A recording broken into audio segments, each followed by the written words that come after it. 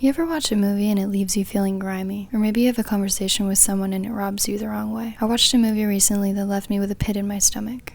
I couldn't get over this gnawing sensation that overcame my mind the next day. Instead of kicking that feeling to the side and deciding the film was garbage, I decided to dig deeper to uncover what truly bothered me about what I saw. What I realized was that the narrative I was viewing wasn't in alignment with how I like to perceive reality.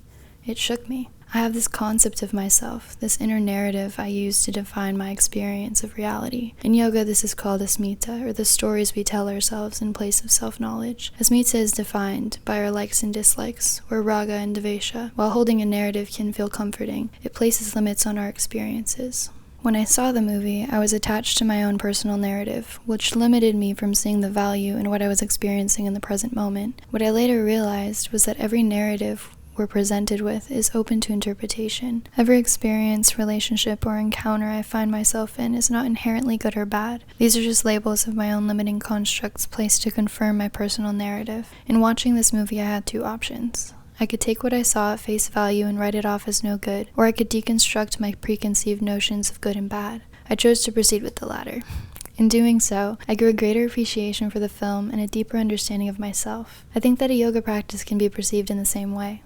Our practice can be a place where we come to understand ourselves, our inner dialogue, and the narrative by which we live our experiences. With each breath, we can find a deeper connection, greater meaning. We learn to listen to ourselves and the sensations we feel and begin to understand the limitations we place on our own experiences. It's so easy to jump to conclusions about a situation. In yoga, maybe we tell ourselves there's no way we can do that pose. In relationships, maybe we tell ourselves we're not worthy of the love we deserve. With people who hold different viewpoints, maybe we perceive our views as superior to those who oppose us. In each of these situations, the conclusions of our thinking mind limit our ability to connect with ourselves and others and learn from our experiences on a deeper level. I often find myself trying to protect this precious narrative I've so carefully constructed for myself. Most of us have a fear of death, known in yoga as abhinivesha, which can lead us to believe that relinquishing this narrative will result in the extinction of our existence. What if I could detach from this narrative that confines me and begin to move freely with the flow of experience? Do you ever notice how some of the most positive experiences in life are unplanned?